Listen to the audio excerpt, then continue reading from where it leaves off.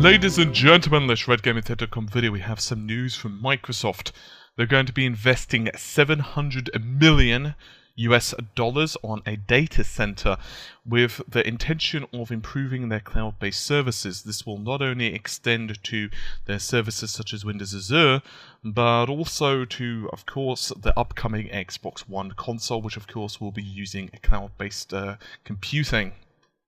They're actually receiving $20 million in tax credits, and this has been approved by the Iowa Economic Development Authority Board, and that's a pretty big mouthful to say. Debbie Durham commented on this, and she said, "We're seeing a lot of interest in this space. There may be a lot more projects to come. We've created a business culture that fosters this. And the expansion supports the growing demand for Microsoft's cloud services, and the project represents our latest in efficient data center thinking." Followers of gaming will of course know that Microsoft's Jeff Henshaw has already touted much about the cloud computing capabilities of the Xbox One, and has actually said that developers will be able to tap into the CPU power and storage of an additional 3 Xbox One consoles on the cloud, of course. And he's also commented on this and said, "We're doing that so that any game developer can assume that there's roughly 3 times the resources immediately available to their game, so they can build a bigger, persistent levels that become inclusive for players." So, end quote by the way. So just how much of a difference are there? Well, at Xbox 360's launch, there were 3,000 servers powering the online system. That number now stands at around 15,000, and the Xbox Live service will be actually powered by over 300,000, which is more than the entire computing world in 1999, which isn't that long ago when you think about it. So, now I've reported the news, what are my opinions on this? Because obviously it's more fun to give opinions as well as just reporting what the heck they say in an interview. Well, it's not really surprising that Microsoft are going to be taking this route. You all have heard of AWS, which is Amazon Web Services, and they are by no means the only ones who are expanding. Facebook, of course, have invested a hell of a lot in their own data centers.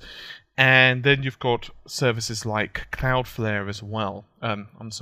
Not Cloudflare, Rackspace. Sorry, I've got so many different companies floating through my head right now. So Rackspace, of course, are huge in this area as well, especially when it comes to the open cloud computing software. Microsoft, of course, are going to be using this not only for business use, but also for the gaming. However, it has a double edge for them, because for gaming side of things, a virtual server, which is really what this is, to be honest with you, it is not like 300,000 proper servers, it most likely will be virtual. And the problem is that from previous interviews and tech analyses and so on, we're not really sure how and what this can be used for gaming. Now, there are some ideas, of course, that we've already talked about extensively, and if you're not that familiar with cloud computing for the Xbox One at least, you could go ahead and you could check out the channel, and you can just type in Xbox One cloud computing in the search, and by goodness gracious, you will find a lot of information. I will, however, be producing a couple of cloud content videos, which of course will be going into the cloud and so on, and maybe even showing you guys services like Windows Azure and AWS, Amazon Web Services and so on, just so I can give you guys examples of how this stuff works, because I think it'd be kind of cool to do that. But for all intents and purposes, when it comes to cloud computing, the resources, of course, are by no means infinite, and because we have bandwidth restrictions, it'll be very interesting just what they're going to be doing. However, Microsoft as a whole obviously are not just calculating their profits from gaming, and it's well known now that, well, let's face it, the cloud is now becoming the big thing. The cloud is nothing exactly new, but now, of course, we have much better ways to connect it. And Windows Azure platform especially, of course, allows you to spin up and create servers in a matter of seconds that, for the most part, allow you to pretty much customize them to your restrictions and requirements, which is pretty much the same with Rackspace or even, say, Amazon as well.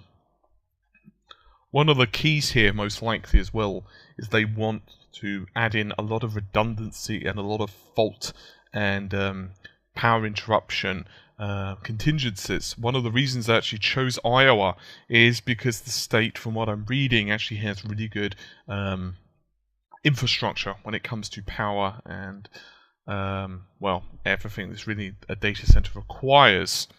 And of course they also have a lot of land in that kind of area as well. So without doubt, it's really good news for Microsoft, not only on the front of, well, gaming, which of course is primarily the reason I'm reporting the video, but also for anyone who's into, well, business, because if you happen to use their web services, even down to something like Office 365, it will only be a good thing. Anyway, that's just about it for this particular video. As I said, stay tuned. Over the weekend I will try to put out a cloud computing video. So take care and bye for now.